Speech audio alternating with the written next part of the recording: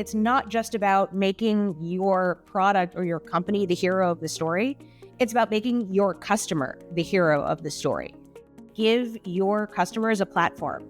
So if they're doing something really groundbreaking or really cool, you're giving them the microphone to be able to talk to their entire industry about what great things they're doing.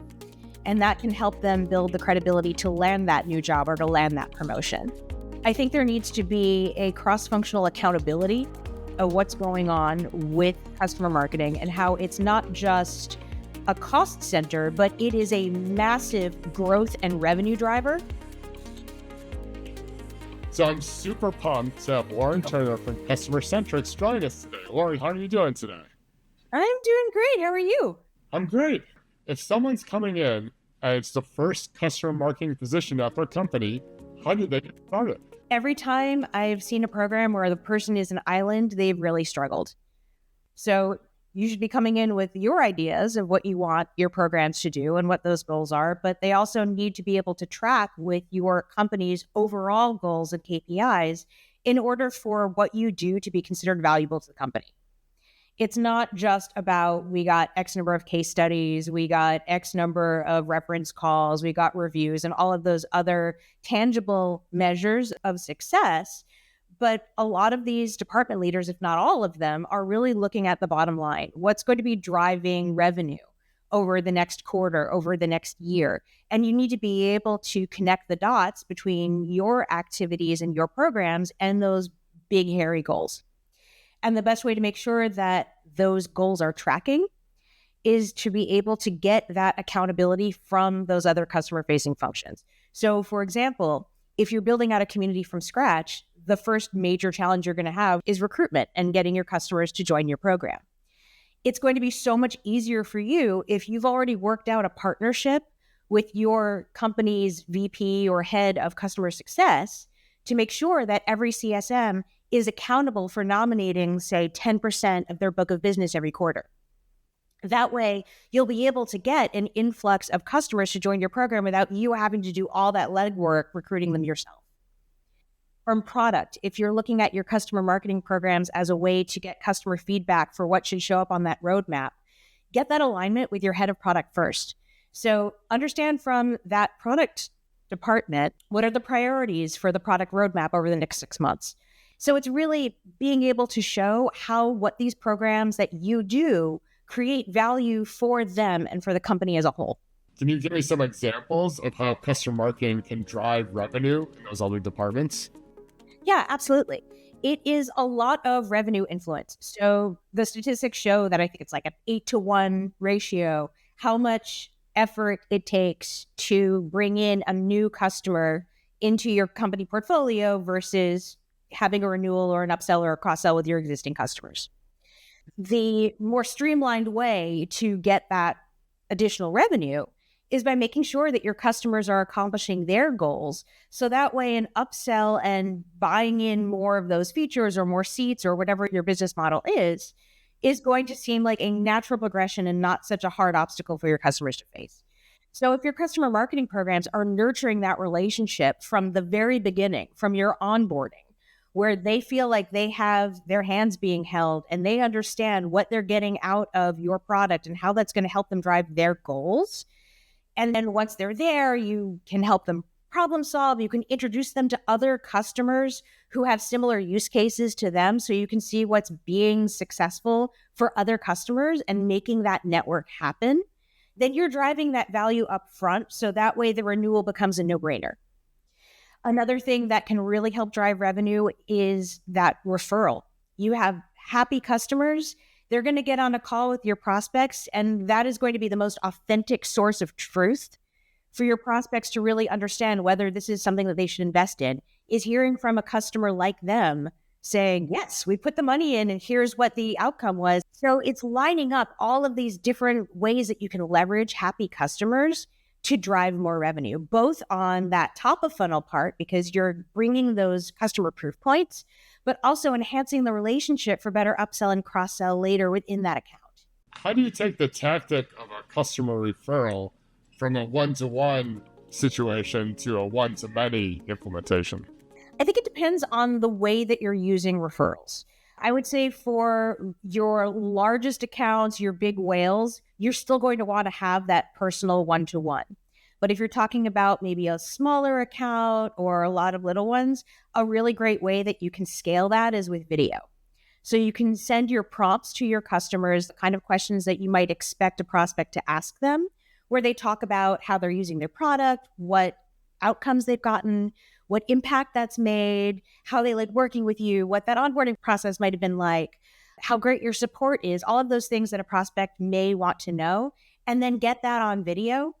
And then you can nuggetize that video so that you're answering those specific questions and maybe keep that in a library.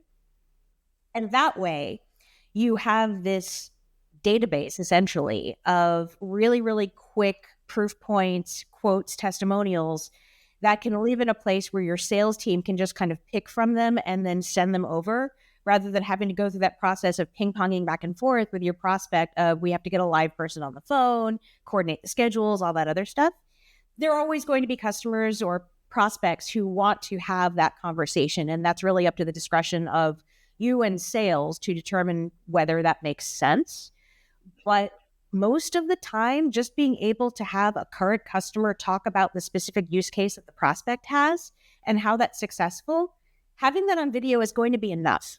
Why video versus written proof points? First of all, because it's more engaging. People want to know that there are real people behind the screen and who are really experiencing things. And so you can capture things like facial expressions and tone of voice that you're not going to really be able to get from a case study. People have a lot going on in their day and they're not going to read everything word for word.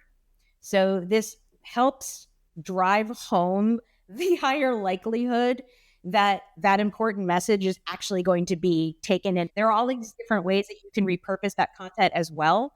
So it can solve a lot of problems at the same time. So this is also another way that you're kind of taking away that filter or that veneer and letting your customer be themselves and really represent themselves and talk about how great your product is and how they've learned and what they've personally accomplished using that.